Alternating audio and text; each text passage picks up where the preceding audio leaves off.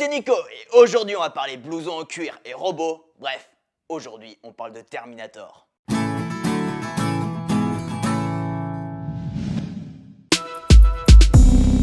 Pour parler de l'histoire de Terminator, on va plutôt parler de l'histoire du film.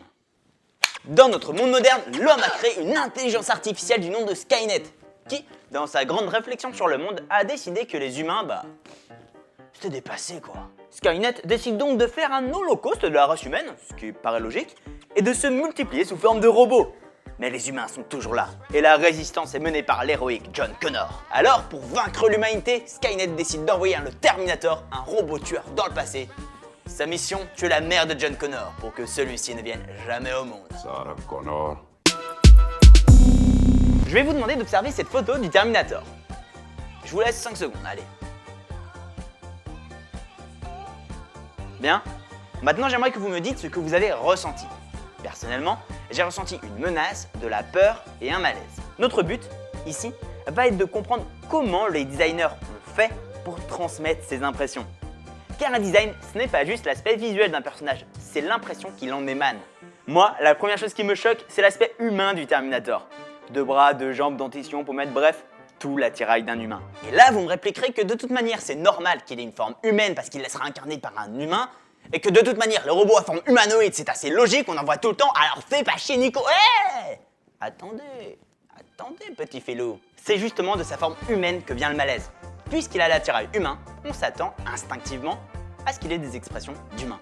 Or, le Terminator n'a aucune expression. Il est figé, il est robotique le gars. C'est le contraste total avec un humain. Et c'est cet anachronisme qui fait le côté très malsain et dérangeant du Terminator.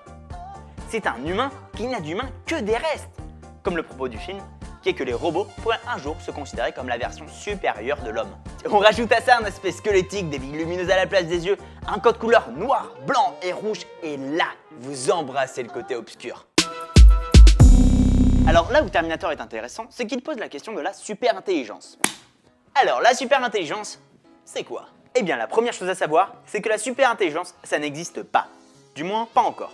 Aucun humain ne peut être considéré comme possédant une super-intelligence, même pas Batman. Une fois ceci établi, nous devons considérer le fait qu'il existe 2 formes d'intelligence sur Terre. L'intelligence humaine, qui va de l'être le plus débile de la création au génie le plus ultime, et l'intelligence robotique, qui atterrit à peu près à ce niveau-là.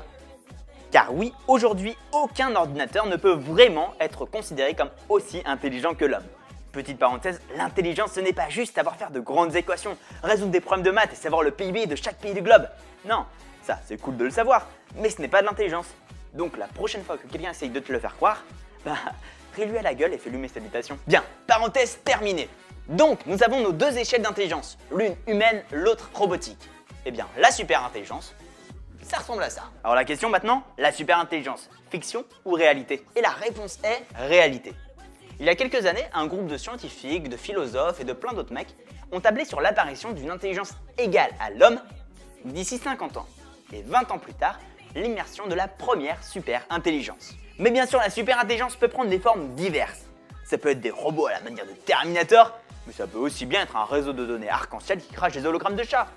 Bref, on ne sait pas quelle forme elle prendra. En revanche, ce qu'on sait, c'est qu'il faut s'y préparer. Car en effet, une super-intelligence aura des impacts majeurs sur l'homme. Et si c'est un impact peu glorieux dans Terminator, cela n'est en rien une fatalité. Comprenons-nous bien, la super-intelligence peut être un truc carrément cool pour l'humanité.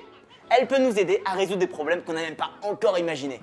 Hypothétiquement, on pourrait faire des pas de géant dans le médical, l'écologie, l'énergétique, mais aussi, soyons fous, dans l'exploration du système solaire. Mais pour ça, il faut que la super-intelligence bosse avec nous. Et là, plusieurs théories sont envisageables. Perso, j'adore celle-ci. Si c'est une intelligence, elle a donc un but. Mais si ce but, par exemple, c'est de faire des boîtes de conserve, ça peut être fun. Mais si elle commence à nous utiliser comme matériau de base pour ces boîtes de conserve, ça peut être moins fun. Or, si son but est comment agir selon la morale humaine, là ça devient intéressant. Mais encore faut-il définir ce qu'est la morale humaine. Pas la morale d'un peuple, la morale de notre espèce tout entière. Et cela m'amène à une seconde chose.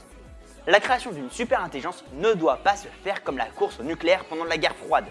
Elle doit se faire à l'échelle mondiale. Une course entre plusieurs pays n'aura que pour résultat de laisser des risques d'erreur et de précipitation, et de favoriser le pays qui l'aura créé. Mais Si c'est un panel mondial qui fixe les règles, elles seront bénéfiques pour le plus grand nombre. Ainsi, en faisant les choses sous une bannière mondiale et non nationale, on favorise les chances d'avoir un futur sain et avancé. Et on évite aussi l'arrivée des Terminators. Voilà, cette vidéo est à présent terminée. Bien sûr, j'attends votre avis sur le sujet. N'hésitez pas à le laisser en commentaire, histoire qu'on en débatte. Si vous avez aimé, surtout n'hésitez pas à creuser le sujet. Vous pouvez bien sûr vous abonner. Sur ce, lisez des comics, matez des films, regardez des animés. Quant à moi, je vous dis à une prochaine vidéo. I'll be back.